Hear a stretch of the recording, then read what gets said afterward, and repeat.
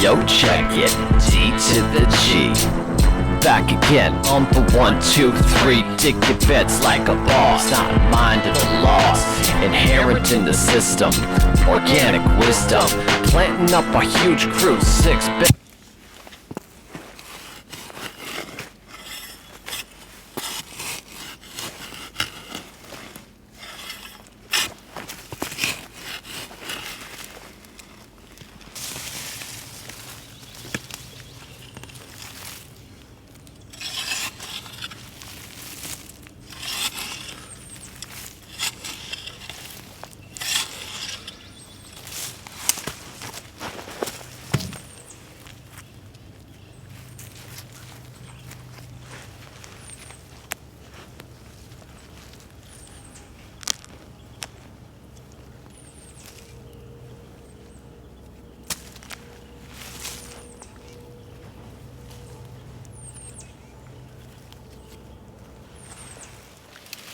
I love and I hate this plant. I first heard about it as a potential excellent survival root when I was living in Tennessee. I said, man, I want to plant those things. They're supposed to grow like crazy. They're borderline invasive. They take no work. They make a lot of roots. But then I found out that the roots are basically indigestible, and I was disenchanted. But now, growing them again. The first one I dug only had a couple of roots on it because I had already robbed it and given some away to a friend of mine. But this one right here that I'm busting up, it should give us some more. So let's take a look and see how it comes out. These are not from Jerusalem, and they are not actually artichokes, but they get called Jerusalem artichokes for some reason. And we have a good mess of them here.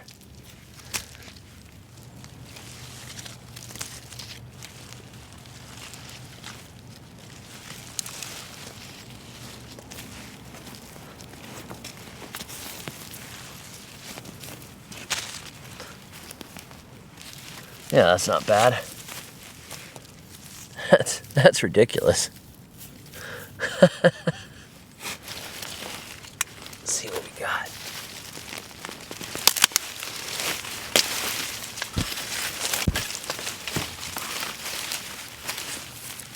Ooh, there's another massive root there. It's like they make one or two big ones. The ones I had in Tennessee made big messes of roots, but these guys are not quite so abundant. Incidentally, look at the root on this dock right here. These are a good nutrient accumulator, and they just showed up randomly in the grocery row gardens, so I've usually just let them grow. I'll replant that. I got a few off of that one. This isn't a lot of yield from 3 plants, but considering I didn't have to work for any of it, I think it's pretty good. Though this food isn't great human food. And now I know at this point somebody's gonna say, well, all you have to do is ferment them for 3 days and then boil them in a pot. And traditionally they were put in a big pit and they were roasted until they became a paste, and then the paste was dried out, and then it was fed to a marmoset, and then they ate the marmoset droppings, and it was really good, healthy food. If you just go back to the traditions of our ancestors, no, I'm not gonna do that. There are so many roots that are easy to process and eat that don't give you the most horrible gas that you've ever had in your entire life, that I'm gonna stick to those. But these are actually really good to feed to animals. Pigs will eat these roots, and many grazing animals will thrive on the above ground growth. I like how productive the growth is on Jerusalem artichokes. You get these great big tall perennial sunflower plants that can handle a temperate, cool climate. They can go all the way up into Canada, no problem. And that is a benefit. You know, down in the tropics, I would say plant Tithonia diversifolia, the Mexican sunflower. But as you get farther north, you can have stands of Jerusalem artichokes in poor ground that are doing a good job of nutrient accumulation and making biomass that you can use for compost. And then you get all these roots, which you could probably make vodka out of, or something that's more palatable than the actual roots would be.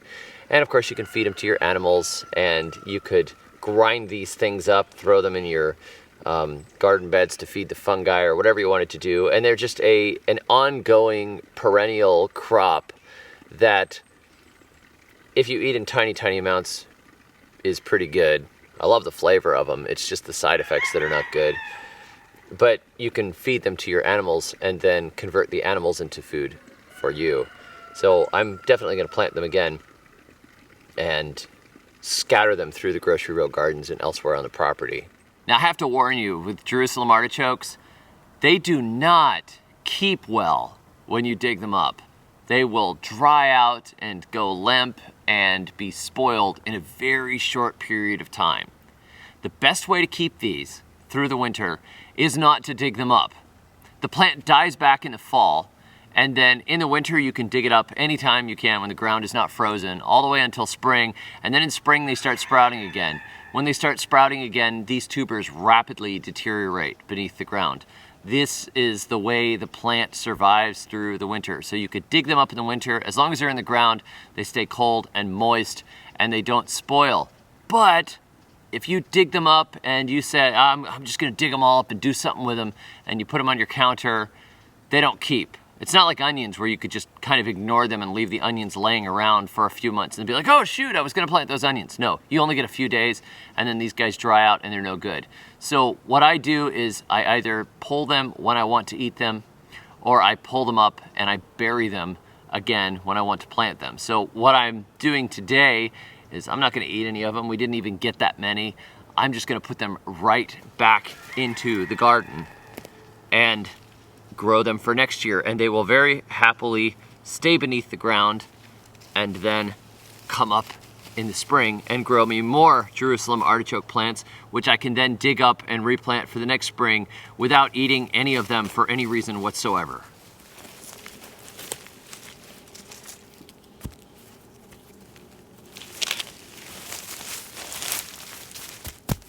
Boy, the soil looks a lot better than when we started, doesn't it? These gardens here are basically no-till. This is the grocery row garden, and there's a lot of charcoal in here, and we put in compost and alfalfa pellets, and look at all this grass clippings and everything. Lots of life in there. These things ought to grow better this year than they did this last year. I'm just gonna plant these guys on down here. We had cassava in here this last year. So this is the root crop row, I guess.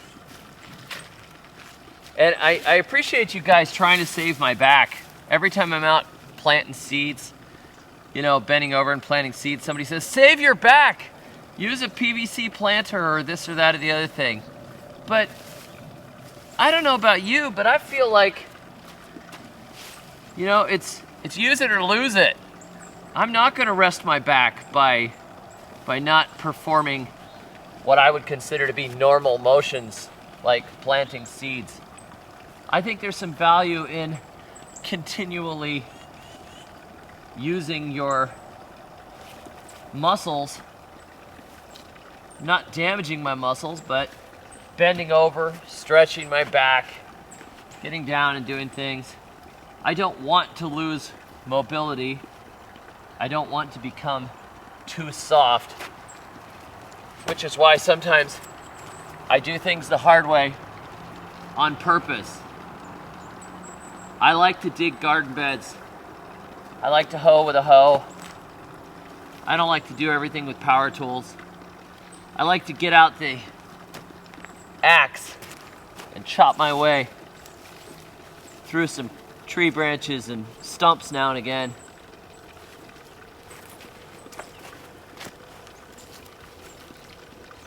Keep moving. Isn't that what Michelle Obama said? Keep moving. Something like that, or maybe it was get moving.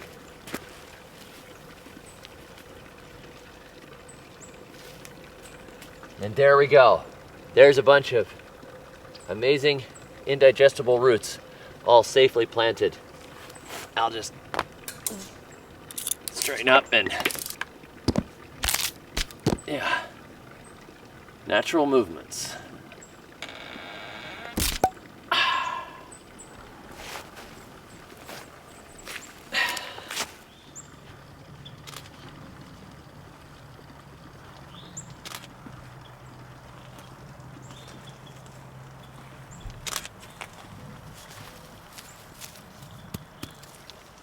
At least there's something we can do during the cold days of winter. We can plant a crop that destroys our intestines.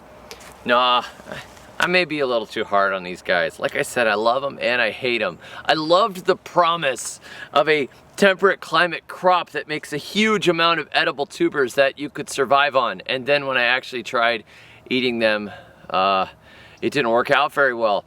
So I know that I sound a little bit harsh. So I want you guys, if you have any great ideas on ways to make these things much more edible, that doesn't take 300 steps, please leave them in the comments. This is wide open. This is just a little minor crop in my food forest and in my gardens. And it's just something I've played around with over the years, and some people are huge fans of Jerusalem artichokes and some people absolutely hate them. And I'm gonna just say, I love them and I hate them. Because with this many subscribers, I have to be some sort of a weaselly politician. Thanks for joining me. Be sure to leave a comment below and let me know what you think about Jerusalem artichokes. They're a really cool plant, very pretty flowers. They make a lot of biomass, and apparently some people can eat them. Catch y'all next time. And until then, may your thumbs always be green.